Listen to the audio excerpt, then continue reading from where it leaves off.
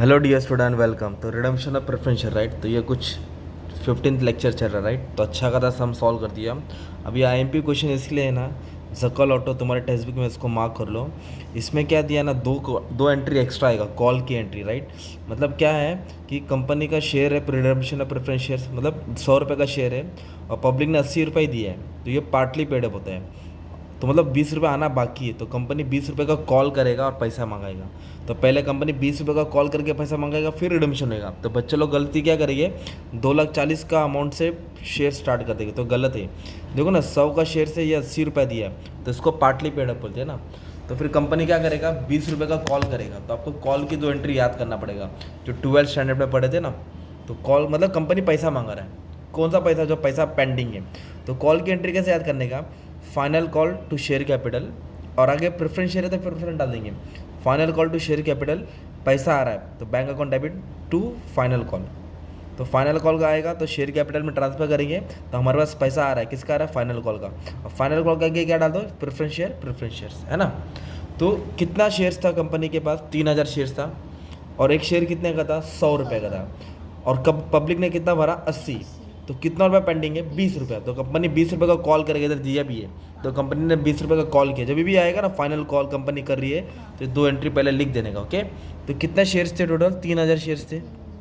देखो ना, 3,000 शेयर्स थे, और कितने रुपए का कॉल की कंपनी ने, 20 रुपये का। तो 20 रुपये का कॉल की, तो मतलब कंपनी ने 60,000 रुपया मंगाया है, बोला कि जो भी बाकी है मेरा पैसा रिटर्न कर दो राइट। इस तरह 60,000 की 2 एंट्री आ जाएगी। तो पहले ड्यू की एंट्री आएगी, फिर पेमेंट की एंट्री आएगी राइट। तो कॉल मेड किया कंपनी ने, फिर कॉल के बाद कंपनी ने पैसा रिसीव किया कॉल का, पहले कॉल किया फिर पैसा आ गया। तो ये एंट्री याद करने का, final call to share capital, bank account debit to final call.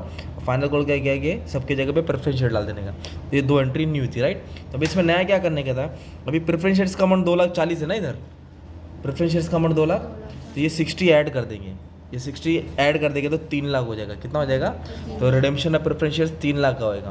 क्योंकि जब भी शेयर रिडीम होता है, रिटर्न करते हैं, तो फुल्ली पेडअप का करते हैं, पार्टली पेडअप का नहीं करते। तो क्वेश्चन में कितना दिया था, 2,40,000 था ना, तो उस पर 60,000 ऐड करेंगे। कितना ऐड करेंगे, 60। तो टोटल कितना हो जाएगा, 3 लाख। तो फिर एंट्री कैसे, रिडेम्पशन ऑफ प्रेफरेंस शेयर्स, फिर इस पर प्रीमियम देना है, किसको देना है, प्रेफरेंस शेयर होल्डर को देना राइट। तो सबसे पहले क्या करेंगे, अभी हम लोग यहाँ देखेंगे कि 2,40,000 है, तो इसमें 60,000 क्या कर देंगे, ऐड कर देंगे। तो ये हो जाएगा 3 लाख। और बच्चे लोग से गलती क्या हो जाएगा, लोग 2,40,000 से सम स्टार्ट कर देंगे, तो गलत हो जाएगा ना। तो देखने का कॉल है क्या नहीं है ना। तो ये वाला समय वो था। अब प्रीमियम कितना दिया है, इधर दिया है, प्रीमियम दिया है रिडीमेबल एट प्रीमियम ऑफ 5%। कितना परसेंट प्रीमियम बोला है, तो 3 लाख पे 5% निकालेंगे, 15,000 आ जाएगा। ओके, तो टोटल कितना देना, 3,15,000 किसको देना है, प्रेफरेंस शेयर होल्डर को। Redemption of preference shares, okay. उसके बाद प्रीमियम देना है, और किसको देने का, प्रेफरेंस शेयर होल्डर्स को। ये हमारी कौन सी एंट्री हो गई, ड्यू की, बिंग प्रेफरेंस शेयर्स पेबल है ना ऑन रिडेम्पशन। फिर कंपनी इसके लिए क्या क्या बेचा, जैसे हम लोग सॉल्व करते हैं ना, ये ड्यू की एंट्री है, ये CRR premium payment, due CRR premium payment. तो इधर इन्वेस्टमेंट बेच रहा है, इधर इक्विटी शेयर बेच रहा है, तो देखेंगे। तो कंपनी ने इक्विटी शेयर बेचा, कितना शेयर बेचा, 20,000 शेयर। एक शेयर कितने का था, 10, और एक्स्ट्रा कितना रुपये लिया, 2 रुपये लिया। तो पहले इक्विटी शेयर की एंट्री आएगी, तो बैंक अकाउंट डेबिट करेंगे, क्योंकि पैसा आ रहा है कंपनी के पास। अगर पैसा आ रहा है तो क्या जा रहा है वो लिखेंगे, इक्विटी शेयर कैपिटल। क्या लिख देंगे इधर, इक्विटी शेयर कैपिटल। इधर लिखेंगे टू सिक्योरिटी प्रीमियम, क्या लिखेंगे, टू सिक्योरिटी प्रीमियम। एक्स्ट्रा पैसा ले रही है ना कंपनी, तो कितना शेयर बेचा, 20,000। एक शेयर कितने का था, 10 का। तो इधर लिखेंगे 20,000 शेयर, एक शेयर कितने का था, 10 का था। मतलब कितना आया कंपनी के पास, 2 लाख। और ये 20,000 शेयर के ऊपर 2 रुपया प्रीमियम ले रही है, मतलब 40,000 एक्स्ट्रा आ रहा है। तो टोटल कितना है, 2,40,000। टोटल कितना है, 2,40,000। सिंपल। अभी इधर कंपनी ने ना इन्वेस्टमेंट बेचा है, ये वाला बहुत अमाउंट डेंजर था। तो 1,32,000 का बेचा, और इसमें प्रॉफिट ऐड है 10%। तो मैं पहले एंट्री लिख देता हूँ, और ये वाला अमाउंट बाद में सॉल्व करता हूँ। तो इन्वेस्टमेंट अगर प्रॉफिट में बेचेगा, तो हमारे लिए क्या बनेगा, सबसे पहले तो पैसा आ रहा है हमारे पास राइट, बैंक को डेबिट करेंगे ना हम लोग। इन्वेस्टमेंट बेचेंगे तो पैसा आ रहा है, और अपने पास से इन्वेस्टमेंट जा रहा है, क्या जा रहा है, इन्वेस्टमेंट जा रहा है, और फायदा हो गया ना इधर, इसके लिए लिखेंगे to profit and loss. Okay, being investment sold on profit है ना। ये इन्वेस्टमेंट की एंट्री, पैसा आया, इन्वेस्टमेंट गया। और इन्वेस्टमेंट कितने का बेचा उन्होंने, 1,32,000 ना। इन्वेस्टमेंट कितने का बेचा, तो इधर लिख दिया 1,32,000, अभी अपने को इधर फाइंड करना है कि कितना इन्वेस्टमेंट था और कितना प्रॉफिट था। तो ये वाला मैं कैलकुलेशन बाद में सॉल्व करता हूँ तुम्हारे लिए, पहले मेन बेसिक जैसे करते राइट। तो आ जाओ, तो इन्वेस्टमेंट का सम बाकी एंट्री अभी करा देता हूँ। तो पहले हम लोग क्या क्रिएट करेंगे, रिजर्व क्रिएट करेंगे, कैपिटल रिडेम्पशन रिजर्व। तो nominal value of preference share, तो प्रेफरेंस शेयर्स की वैल्यू 3 लाख थी। प्रेफरेंस शेयर्स की वैल्यू कितनी थी, 3 लाख थी, मतलब 3 लाख का बंदोबस्त करने का था।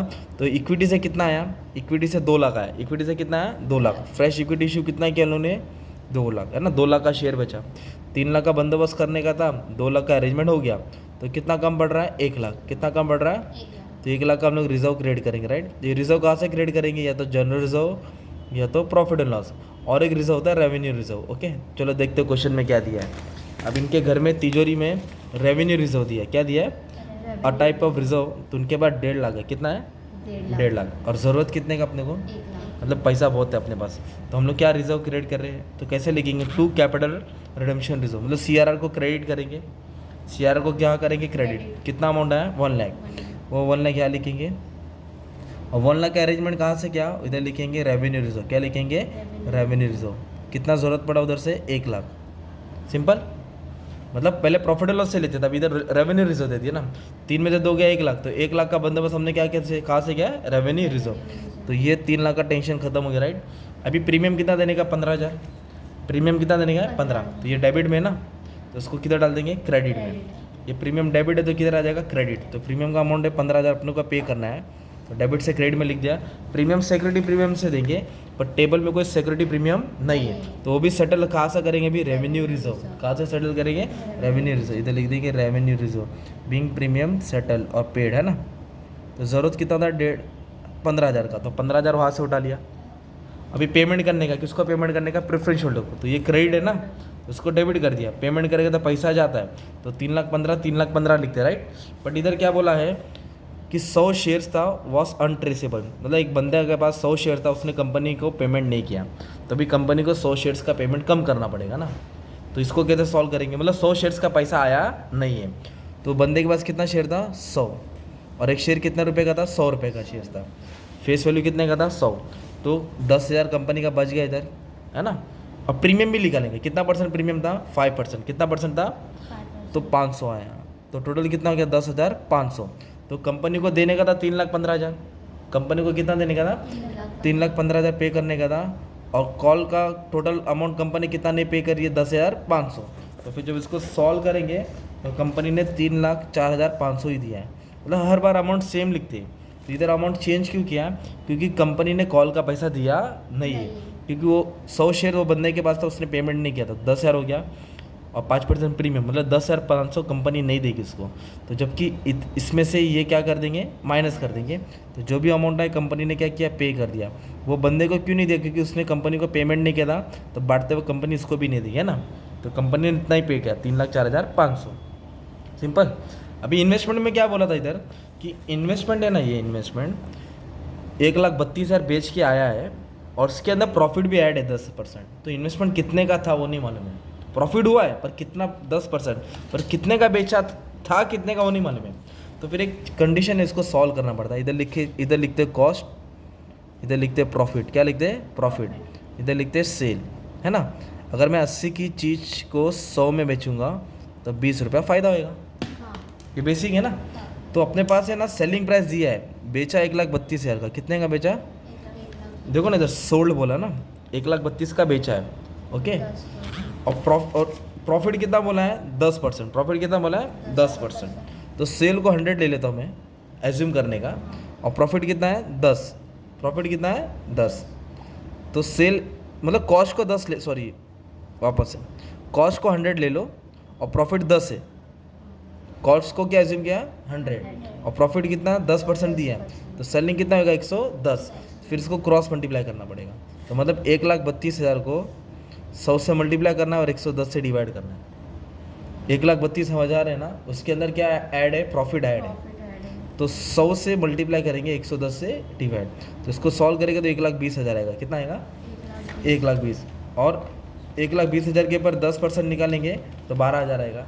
मतलब इन्वेस्टमेंट कितने का था, 1,20,000 का था, और प्रॉफिट कितना हुआ, 12,000 हुआ, और टोटल कितना है, 1,32,000। तो फिर शॉर्ट में वापस से कराता हूँ, अपने को अमाउंट 1,32,000 दिया है ना। इधर क्या बोला है 10% ऑन कॉस्ट, 10% ऑन Cost. जब भी कॉस्ट पे आएगा ना तो इधर 100 करने का और नीचे 100 पे 10 ऐड कर देने का, 20% रहेगा तो 120 ऐड कर देने का, 30% रहेगा तो 130। तो इसको सॉल्व करेंगे तो अपने को अमाउंट कितना मिला 1,20,000 और प्रॉफिट कितना था 10%, तो 1,20,000 पे 10% कितना आएगा 12,000, तो टोटल कितना है 1,32,000। तो ऐसा सम था तुम्हारा, ठीक है। तो ये था तुम्हारा कॉल वाला सम। कौन सा वाला सम था? कॉल वाला सम, ठीक है।